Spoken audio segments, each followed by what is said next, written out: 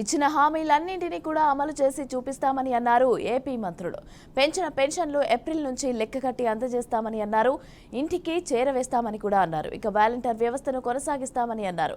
ప్రజల ఆకాంక్షలు నెరవేరేలాగా ప్రభుత్వ పనితీరు ఉంటుందని తెలిపారు. ఒక రోడ్ మ్యాప్ 5 years మనం అందులో మొట్టమొదటిసారిగా 1 by 1, ఎందుకంటే ఈవేళ మీరు చూసారు ఇంకా పెన్షన్లు పెంపు అని అంటే అది రేపు జూలై 1 నుంచి అంటే అన్నమాట వరకు నిలబెట్టడం అంటే అది సామాన్యమైన విషయం కాదు. దగ్గర 4,800 కోట్లు, దగ్గర ఒక 5,000 కోట్ల దాకా ఫస్ట్ రేపు 1 monthలోనే ఓన్లీ పింఛన్లు పెంచడం ద్వారా అవసరం అవుతుంది. కొంచెం రఫ్గా మాకున్నటువంటి అవగాహన ద్వారా అయినా కూడా వెనుకాడకుండా ఇచ్చినటువంటి మాట నిలబెట్టుకోవడానికి 1 by 1 ఈవేళ ఒక 5 సంతకాలు మీరందరూ కూడా మొట్టమొదటి సంతకం డిఎస్సి కదా అని ఆలోచించిన పరిస్థితి. కానీ డిఎస్సితో పాటుగా ఈవేళ ఎవరైతే ల్యాండ్ టైటిలింగ్ యాక్ట్ కానీ, పెన్షన్స్ కానీ, అన్నా క్యాంటీన్ కానీ, స్కిల్ కానీ, ఇట్లా మరి ఈరోజు ఒక 5 అంశాలను ఒకేసారి మేము తీసుకోవడం జరిగింది. ఏదైతే మేము ప్రజలకు ఇచ్చిన హామీలు ఏవైతేనో ఖచ్చితంగా అవి 1 by 1 అవన్నీ కూడా నిలబెట్టి ప్రజల్లో సాటిస్ఫాక్షన్ లెవెల్ తీసుకెళ్లే బాధ్యత మేము తీసుకుంటాం ఖచ్చితంగా. ఖచ్చితంగా ఇప్పుడు మనకి ఒక రోడ్ మ్యాప్ 5 years మనం అందరూ తెలుగుదేశం, జనసేన, బీజేపీ పార్టీలో ఉన్నటువంటి ఎన్డీఏ ప్రభుత్వానికి ఒక మంచి మెజారిటీతో మద్దతు తెలిపారు. అందులో మేము చెప్పినటువంటి అంశాలని అమలుపరచాలనే నిర్ణయం తీసుకోవడం జరిగింది. నిన్న ప్రమాణ స్వీకారం చేశాం. తొలి సంతకం మేము డిఎస్సి మీద పెట్టాం. రెండవది టైటిల్ రద్దు మీద, అదేవిధంగా మిగిలిన అంశాలన్నీ కూడా మనం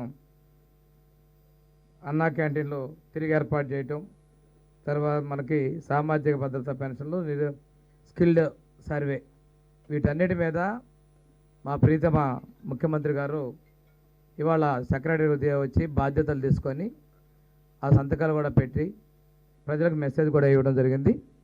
దీన్ని వివరించేలా భాగంగానే మేము ఇక్కడికి ఈరోజు ప్రెస్ మీటింగ్ రావడం జరిగింది. ఒకసారి తీసుకుంటే జగన్మోహన్ రెడ్డి ప్రతిపక్షంలో ఉన్నప్పుడు 20,000 ఉద్యోగాలు భర్తీ చేస్తారని చెప్పేసి ఉదరగొట్టాడు. ప్రజలను మోసగించాడు. అధికారంలోకి వచ్చాడు. వచ్చిన తర్వాత ఒక్క ఉద్యోగం ఇవ్వాల. ఆర్టీసీని ప్రభుత్వంలో కలుపుకొని అవి ఉద్యోగాలు ఇచ్చానన్నాడు. గ్రామ సచివాలయాలు పెట్టి ఉద్యోగాలు ఇచ్చారన్నాడు. కానీ తను చెప్పినటువంటి 2.5 లక్షల ఉద్యోగాలు ఏవి కూడా ఇవ్వాల. ఈ రోజున మేము చెప్పినట్లుగా తొలి సంతకం యువత అయితే నిర్వీర్యంగా ఉన్నారో మరి ఇప్పుడే మన రామానాయుడు గారు చెప్పారు. గంజాయి, అదేవిధంగా డ్రగ్స్, ఈరోజు వాళ్ళు ఇచ్చినటువంటి జగనన్న జే బ్రాండ్ మందులు, వీటన్నిటికీ అలవాటు పడిన నిర్వీర్యమైన యువతలో ఒక ఆశను కలిగించగలిగాం. ప్రేమ ప్రచారంలో సూపర్ 6 బాబు షూరిటీ భవిష్యత్ గ్యారెంటీలో చెప్పిన విధంగా తొలి సంతకం 16,347 ఉద్యోగాల్ని టీచర్ ఉద్యోగాలు భర్తీ చేయడం మీద పెట్టడం జరిగింది.